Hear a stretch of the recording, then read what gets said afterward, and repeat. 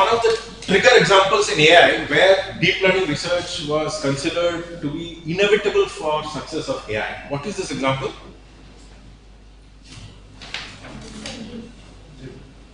Jeopardy program. But what is the program inside? What is it called?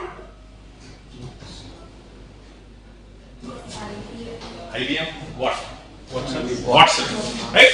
So IBM Watson was a program written by mostly deep learning based formalism with a lot of text knowledge. Text knowledge like what is the capital of so and so, who mounted average earliest among all human beings. All kind of data, all kinds of knowledge, general knowledge questions are fed, and then this mega deep learning engine extracted values from the text and was able to answer in response to any question posed at it, and doing it in real time and faster than the best human expert. So that is the power of what we call as deep learning. Why am I saying deep learning? I'll come to you again. Another example which I show you, this is also again deep learning. But what is this? Automatic car. But let me tell you what the difference between the input to this deep learning program and the input to this deep learning program. What is the input data difference? What kind of data is input here? Visual data. And what kind of data will be fed here when you're training Watson? A lot of text data. So you see that at least two kinds of data which is not conventional mathematical data, which is what you see in a table, right? Tabular form, Excel form, which you are all used to in the previous term.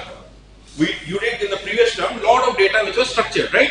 You could put it in a comma separate values or in an Excel or in a tabular format.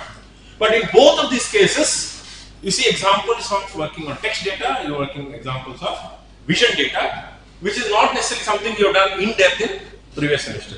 But in this semester, our focus will be primarily on structured data, which is three forms: image, speech, and text. Video is also considered image because video is basically a collection of frames, which are each of them is an image. So now think about most of the practical examples of today are all what is called as these three data formats.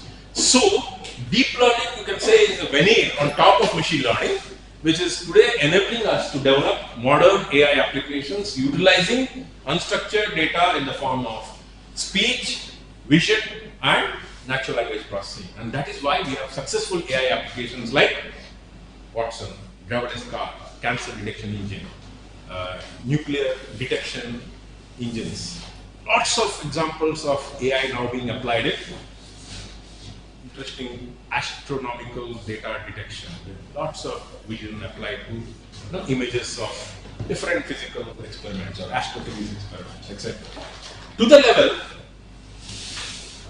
sad for all of you guys, people are predicting now AI is going to discover the next U equal to MC squared.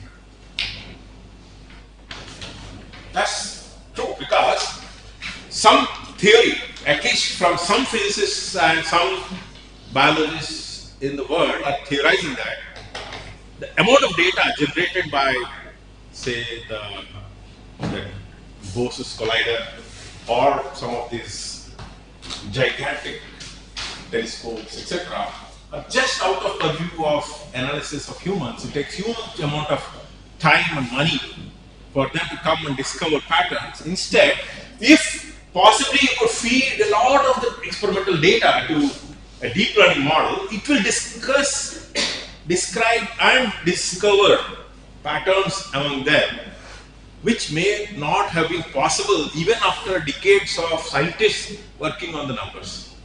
And that is the expectation, that AI is going to discover new theories. And it's happening. A lot of universities across the globe, scientific departments are deploying this in a big way.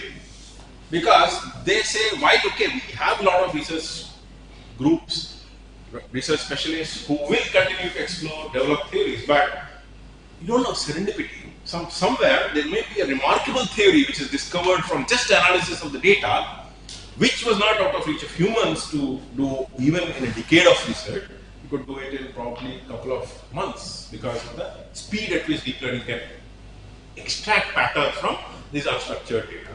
So, while last time you did machine learning, which was about extraction of patterns from structured data, this time we're going to do deep learning, which is going to be around unstructured data, primarily unstructured data. It's not that it cannot be applied on structured data. It can be applied on structured data, but predominant reason why deep learning is here today is because it is applicable for unstructured data in a big way.